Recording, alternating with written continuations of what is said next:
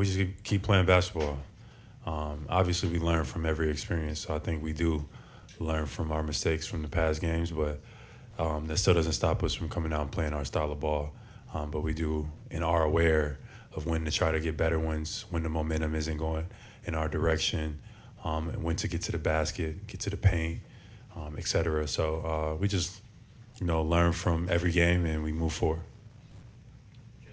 Joe was saying in reference to these past 2 days, sometimes you get to tap into your darkness.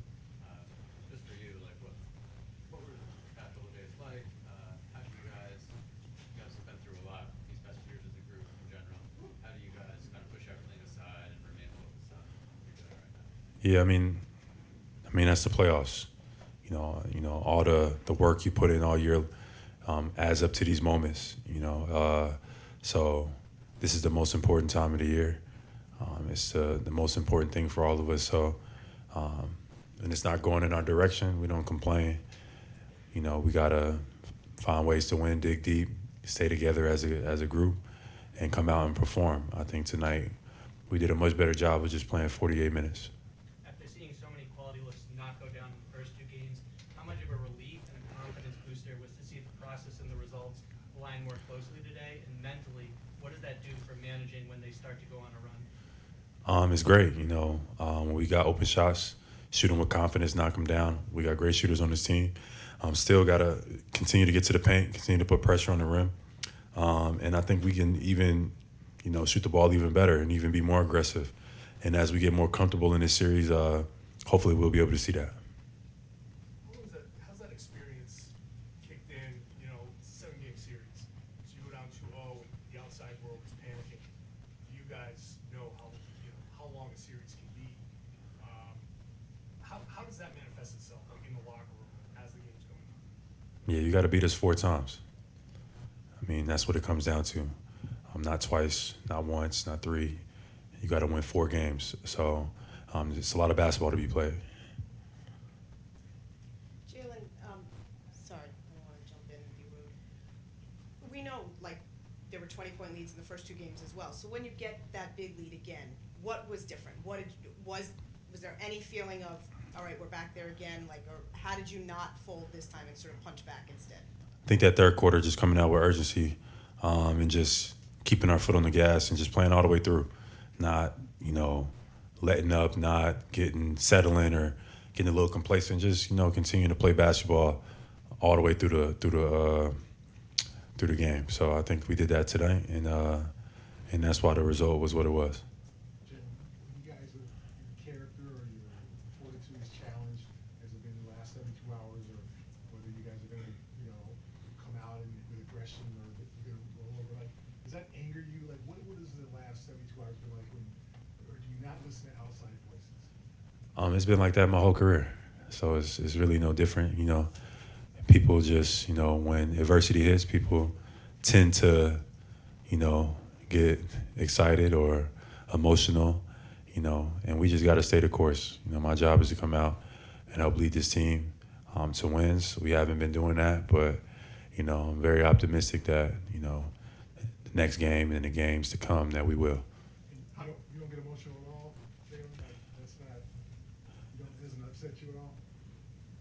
Nope. How do you not let frustration get in after losing 2 games at home? You come in here, everybody's talking about what this atmosphere is going to be like for the Knicks, as opposed to you guys having gone through every type of atmosphere. I thought it was a great atmosphere tonight. New York is always, has that aura. It's a bunch of celebrities in the house. I thought it was a great atmosphere tonight. Great environment for basketball, and it was fun. It was fun. The first half was fun. The second half was even more fun. So looking forward to Game 4. How big was Peyton? Payne was huge. Peyton was great. New York likes to be, they physical. They got some big guards, wings that like to load up on the ball. They, the level of physicality is higher. So you got to be able to make those passes and be able to make those shots and make those plays. And Peyton did a great job of that tonight. Jimmy, you guys are always caught in this identity between kind of like the idealized version of how you can be and the kind of pragmatic version. And you made that point after Game 1. You guys took a record number of threes. You wanted to kind of be more aggressive and get into the paint and push Joe said tonight that a big part of your guys' success was like you were aggressive, getting into the spacing and transition, kind of just like getting started early. So how much have you been trying to kind of personally seize control to kind of like make you guys play the way that you want to play? Yeah, I think that's my job is to I don't think anybody on our team or maybe even in the league can get into the paint like I can, especially when I'm moving and my body's feeling the way it should be. So that's my goal is to get in the paint, finish, make them help, make them collapse, and then just find my guys for just open reads and play from there. Does your body feel the way it should be right now? I mean, it's the playoffs, so I've battled through injuries, etc. But mentally, I'm just focused on the next game. Jaylen running down the floor with Al, he threw up the oop. Is there ever any hesitation? No, I mean, I looked at him. He looked at me. We made eye contact, and I was like, I'm about to throw it. And he was like, all right. So I threw it to him, and he went and got it. So Al was great tonight. Some big-time blocks, some big-time rebounds. And that's what we need, that level of physicality and that level of, aggressiveness on both ends. So big-time game from Al. There was another one, Jaylen, that was kind of like a give and go with you and Jayson toward the end of the first half. I don't know if you remember it as well, but like he was in full throttle, you got it right back. Does that show something just when you guys are kind of a little more in sync? You seem very in sync tonight. Yeah, and I'm always trying to find ways to get JT going and get him open looks and things like that. New York has a physical defense, so they make it tough.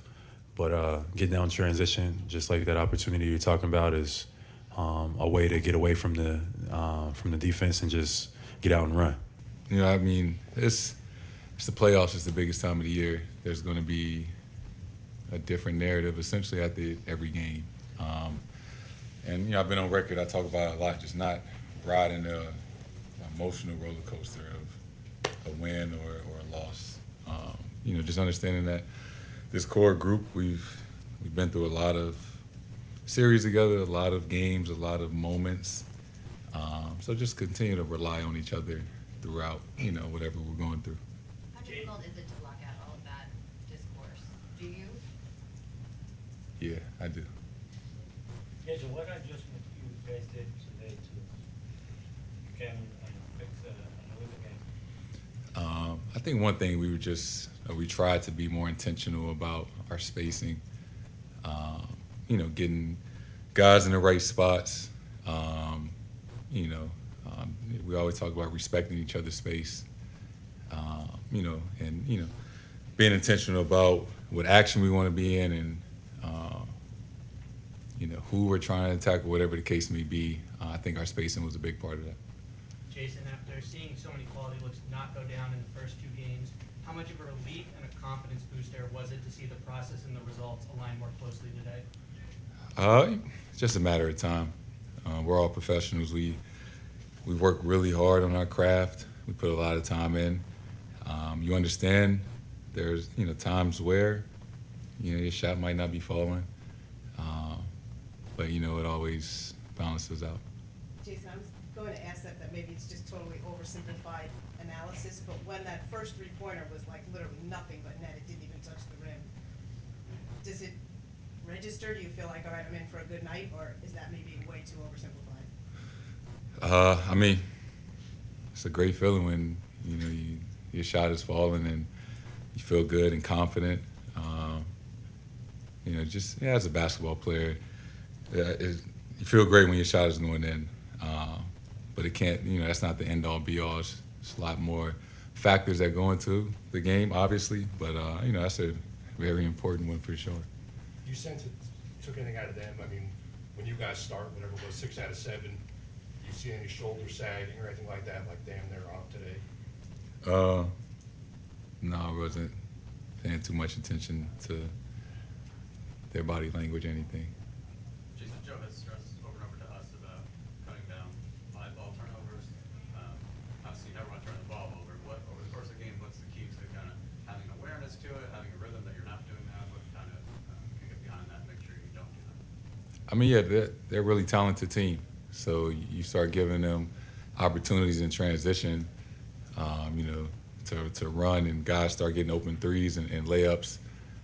The half-court shots, start to become a little easier. So, taking care of the ball is essential to any game plan, regardless of whoever you playing.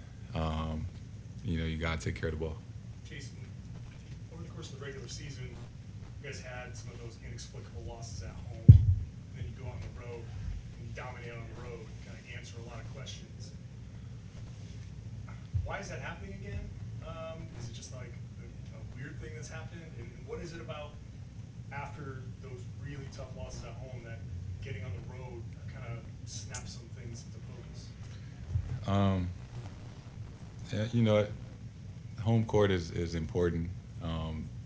Being great in front of our fans is important, and how much we value their support.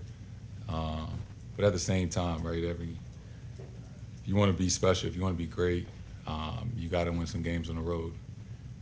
But more importantly, it's just about responding, right? We want to be perfect. We want to, win every game. Essentially, it's not going to happen. But how do you respond to those moments? Is equally important as well. Jayson, all the great NBA players, they all wanted to be the same in MSG, especially when people been talking about, this is the most important Knicks game in this century.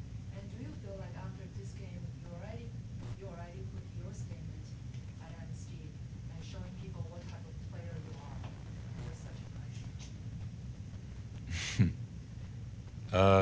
No, I wasn't trying to prove anything today to anybody. It was an important game. It was important for us to respond as a team, and just wanted to come out here and win. That's all that was really on my mind. When you have one of these stretches, you have a few days between games, and you get in the gym with Drew, and you're able to work on things. What feels different when you get to the game? Are you just like recalibrating, everything's right, or is it like a mental and confidence thing? Like, what do you feel differently? It's just part of it. It's a long season, and you go through stretches where maybe you don't need to change anything, but you just need to get in the gym and see some shots go in and just kind of get your rhythm going.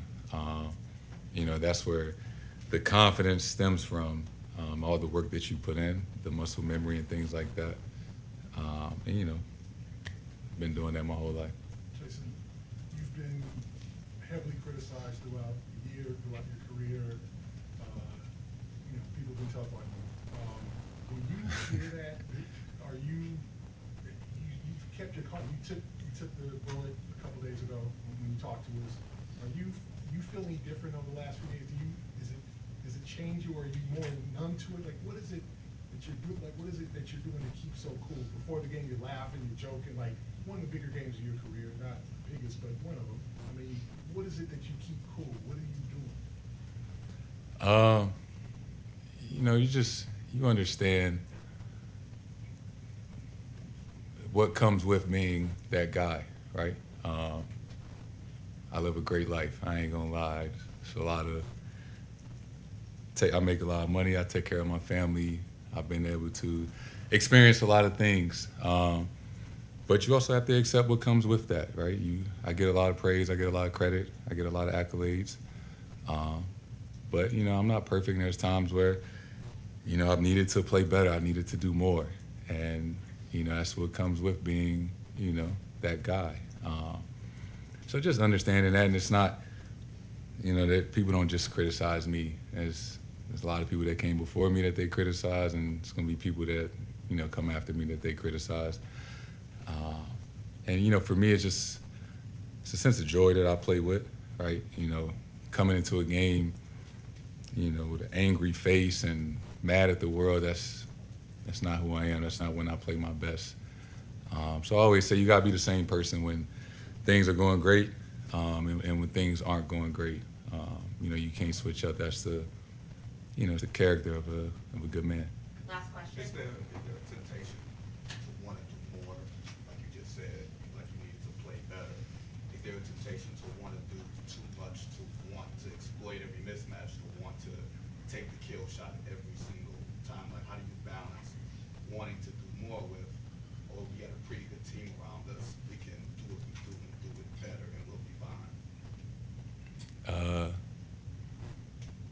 just reading the game. I know who I am. I know what I'm capable of. I know what I can do, and I know what is needed on each possession in order for us to win. You know, I'm not trying to prove anything or anything like that. Today was just about making sure that we win, however that looks, whatever is needed. And it, you know, our team is so talented and well put together. It can look different from night to night. You all know that. We've said that a million times, and we've proven that, you know, we can be successful doing that. So each night it just look different, and you know, as long as we win this time of year, that's all that matters.